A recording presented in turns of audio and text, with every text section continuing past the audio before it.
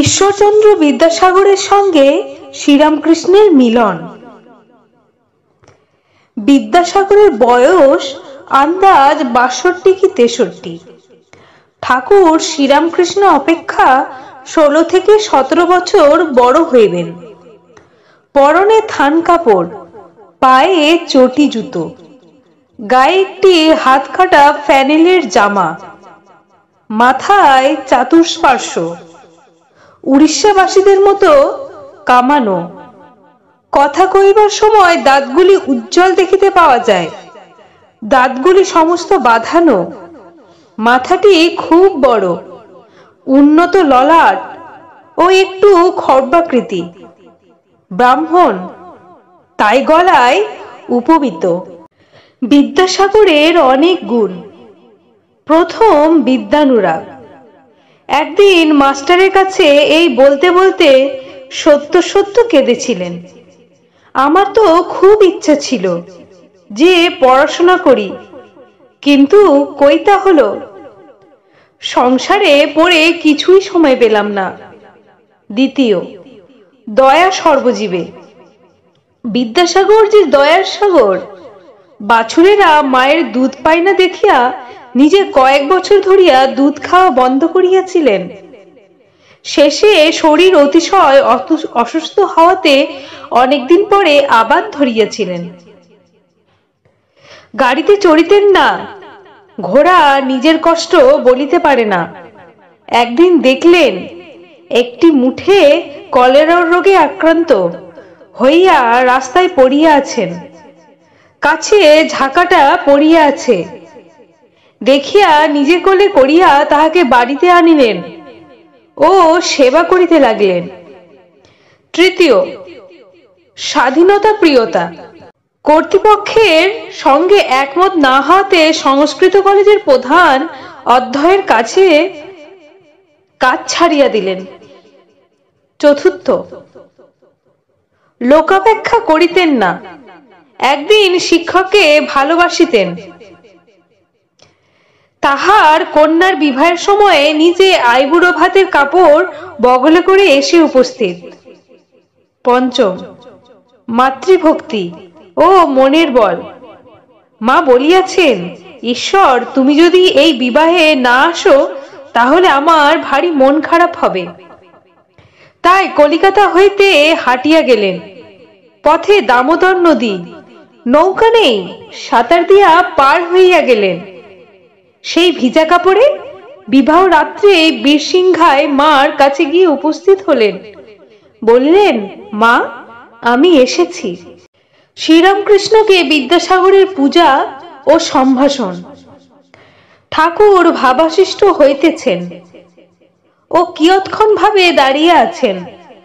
ভাব সংবহন করিবার জন্য মধ্যে মধ্যে বলিতেছেন, জল খাবো। দেখিতে দেখিতে বাড়ির ছেলেরা ও আত্মীয় বন্ধুরা আসিয়া দাঁড়াইলেন। ঠাকুর ভাবাবিষ্ট হইয়া বেঞ্চের ওপর বসিতেছেন। একটি ১৭ কিংবা ১৮ বছরের ছেলে সেই বেঞ্চে বসিয়া আছে। বিদ্যাসাগরের কাছে পড়াশোনার সাহায্য প্রার্থনা করিতে আসিয়াছেন। ঠাকুর ভাবাবিষ্ট ঋষির অন্তর্দৃষ্টি, ছেলের অন্তরের ভাব সব বুঝিয়াছেন। একটু সরিয়া বসিলেন ও ভাবে বলিতেছেন, মা, এ ছেলের বড় সংসারাসক্তি। তোমার অবিদ্যার সংসার, এ অবিদ্যার ছেলে। যে ব্যক্তি ব্রহ্মবিদ্যার জন্য ব্যাকুল নয়, শুধু অর্থকরী বিদ্যা উপার্জন তাহার পক্ষে বিড়ম্বনা মাত্র। এই কথা কি ঠাকুর বলিতেছেন? বিদ্যাসাগর ব্যস্ত হয়ে একজনকে জল আনিতে বলিলেন ও মাস্টারকে জিজ্ঞাসা করিতেছেন, কিছু খাবার আনিলে ইনি খাইবেন কি? তিনি বলিলেন, আজ্ঞা, আনুন না। বিদ্যাসাগর ব্যস্ত হইয়া ভিতরে গিয়া কতগুলি মিঠাই আনিলেন ও বলিলেন, এগুলি বর্ধমান থেকে এসেছে। ঠাকুরকে কিছু খাইতে দেওয়া হইল। হাজরা ও ভবনাথ কিছুই পাইলেন। মাস্টারকে দিতে আসিলে পরে বিদ্যাসাগর বলিলেন, ও ঘরের ছেলে, ওর জন্য আটকাচ্ছে না। ঠাকুর একটি ভক্ত ছেলের কথা বিদ্যাসাগরকে বলিতেছেন। সেই ছেলেটি এখানে ঠাকুরের সম্মুখে বসেছিল। ঠাকুর বললেন, এ ছেলেটি বেশ সৎ আর অন্তঃসার, যেমন ফল্গু নদী, ওপরে বালি, একটু খুঁড়লেই ভেতরে জল বইছে। মিষ্টি মুখের পর ঠাকুরের সাহায্যে বিদ্যাসাগরের সঙ্গে কথা কহিতেছেন। দেখিতে দেখিতে এক ঘর লোক হইয়াছে, কেহ উপবিষ্ট, কেহ দাঁড়াইয়া। শ্রীরামকৃষ্ণ আজ সাগরে এসে মিললাম। এতদিন খাল, বিল, হ্রদ, নদী দেখেছি, এইবার সাগর দেখেছি। বিদ্যাসাগর, তবে নোনা জল খানিকটা নিয়ে যান। শ্রীরামকৃষ্ণ, না গো, নোনা জল কেন? তুমি তো অবিদ্যার সাগর নও, তুমি যে বিদ্যার সাগর, তুমি ক্ষীর সমুদ্র। বিদ্যাসাগর বললেন, তা বলতে পারেন বটে। বিদ্যাসাগর চুপ করিয়া রহিলেন। ঠাকুর কথা কহিতেছেন, তোমার কর্ম সাত্ত্বিক কর্ম, সত্যের রজ। সত্যগুণ থেকে দয়া হয়।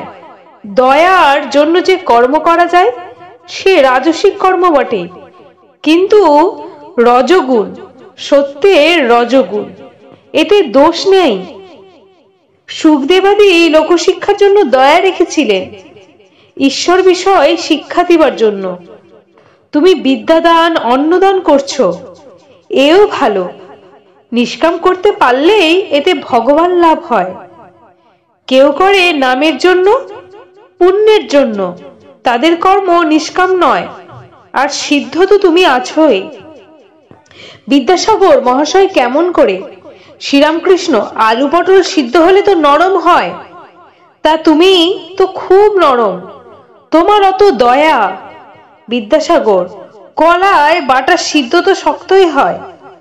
শ্রীরামকৃষ্ণ বললেন, তুমি তা নও, শুধু পণ্ডিতগুলো দরকাচা পড়া, না এদিক না ওদিক। শকুনি খুব উঁচুতে ওঠে, তার নজর ভাগাড়ে। যারা শুধু পণ্ডিত, শুনতেই পণ্ডিত, কিন্তু তাদের কামিনী কাঞ্চনে আসক্তি। শকুনির মতো পচা মরা খুঁজছে। আসক্তি অবিদ্যার সংসারে, দয়া ভক্তি, বৈরাগ্য বিদ্যার ঐশ্বর্য। বিদ্যাসাগর চুপ করিয়া শুনিতেছেন। সকলেই একদৃষ্টে এই আনন্দময় পুরুষকে দর্শন ও তাহার কথামৃত পান করিতেছেন। ধন্যবাদ সবাইকে।